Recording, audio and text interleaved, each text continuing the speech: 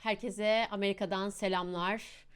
Amerika ile İran arasında yürütülen diplomasi son haftalarda önemli bir dönemeçten geçti. Taraflar 8 ay aradan sonra Umman'da yeniden masaya oturdu ve görüşmeleri iyi bir başlangıç olarak tanımladı. Ama gerilim hala yüksek açıkçası. Bu görüşmeler başarısız olursa Orta Doğu'da yeni bir askeri tırmanış kapıda diyebiliriz. Peki neler oldu? Onu bir özetlemek isterim. Bu hafta Amerika ve İran yetkilileri Umman'ın başkenti Maskat'ta bir araya gelerek nükleer program ve bölgesel riskler üzerinden müzakereler yürüttü. Bu görüşme Haziran 2025'teki İsrail ve Amerika saldırıları sonrasında kesintiye uğrayan diplomatik kanalların yeniden açıldığı ilk yüksek seviyeli temaslardan biri oldu diye tanımlayabiliriz açıkçası. Her iki tarafta görüşmeleri güzel bir başlangıç olarak tanımladı. İran Dışişleri Bakanı Abbas Araghchi olumlu bir değerlendirme yaptı ve Amerika Başkanı Donald Trump da görüşmelerin ilerletilmesini istediğini belirtti. Ancak görüşmelerin içeriğinde hala derin ayrılıklar var. Amerika gündeme İran'ın nükleer programı ile balistik füze kapasitesi ve bölgesel vekil güçler gibi konuların da getirilmesini talep ediyor. İran ise masada yalnızca nükleer meselelerin yer almasını istediğini belirtti. Peki bu gelişme niye önemli? Sadece diplomatik bir toplantı diye tanımlayamayız. Aynı zamanda uzun süredir tırmanan bir krizin yönünü belirleme çabası açıkçası.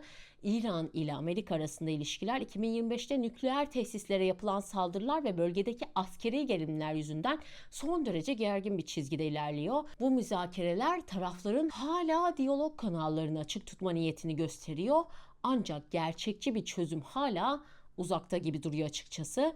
Amerika'nın daha geniş bir çerçeve isterken İran'ın sadece dar bir nükleer odakta kalmak istemesi görüşmelerin hızlıca ilerlemesini zorlaştırıyor diyebiliriz. Bu durum iki ülke arasındaki güvensizliği ve karşılıklı şüpheyi yansıtıyor aslında. Dolayısıyla diplomatik çaba savaşı engellemek için bir fırsat ama risk hala yüksek diyebiliriz. Peki bu görüşmeden sonra neler olabilir? İlk senaryo gerilimin kontrolsüz tırmanışı sürer, diplomasi yavaş ilerlerken taraflar birbirine daha fazla baskı kurabilir. Bu daha fazla askeri hareketlilik duymamıza, yeni yaptırımlar veya bölgesel aktörlerin daha sert pozisyon almasıyla sonuçlanabilir. Diğer bir senaryo ise diplomasi zamana yayılabilir. Görüşmeler devam eder. Taraflar kademeli adımlarla daha küçük uzlaşmalarda olsa bulabilir.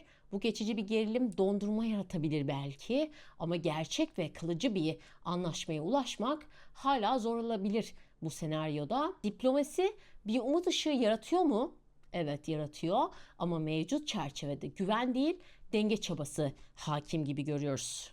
Yani arkadaşlar, özetle Amerika ile İran arasındaki son görüşmeler tarafların tekrar bir araya gelmeye istekli olduğunu gösterdi. Her iki tarafta benzer açıklamalar yaptı. Peki bizi izlerken sizce bu diplomatik görüşmeler bölgedeki gerilimi gerçekten düşürebilir mi?